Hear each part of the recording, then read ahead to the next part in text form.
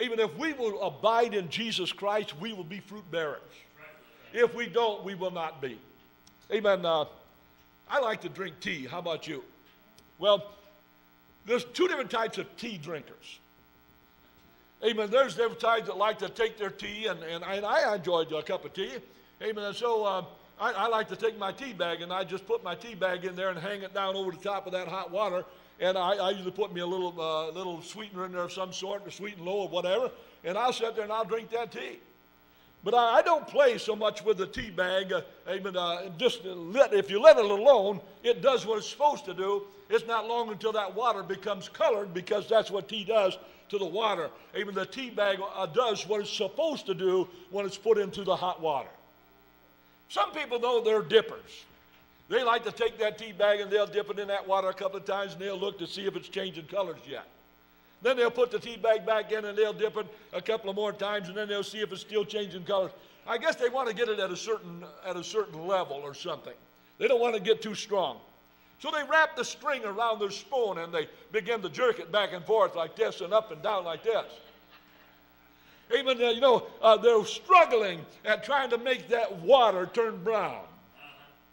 If all they got to do is put the tea bag in there, leave it alone, and tea does what it's supposed to do when it gets in water. Sometimes we as Christians, we take our lives and we turn it over to Jesus Christ, and we begin to struggle so much. We dip up and down, we jerk back and forth, we wrap the string around the spoon, and we do this with it, and then we pull it out, then we put it back in, then we pull it out, then we put it back in. Even Sunday morning we put it in.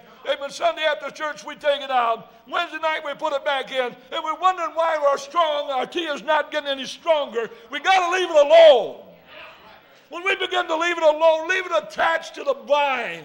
If we find then all we got to do is just do it. It's Christ in us, the hope of glory. And if we will remain and abide in Christ, it's not long until our fruit will begin to bear. What kind of fruit? Love, joy, peace, long-suffering, meekness, gentleness, faith, amen, patience. Against these things, amen, all we got to do is abide in Christ. But that's what we got to do, is we got to abide. Sometimes abiding in Christ is not easy. There was a man or lady that wrote a book, and in her book it was called How to Live on Christ, not for Christ, but on Christ. She said in this book, she made this statement, abiding in the vine.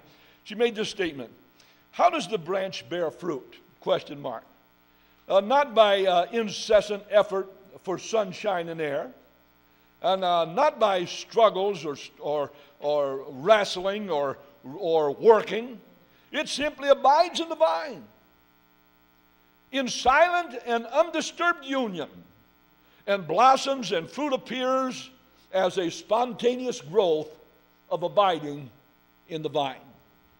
If we want to be fruit bearers for Christ, what we've got to do is place ourselves in His hand and do not pull yourself back.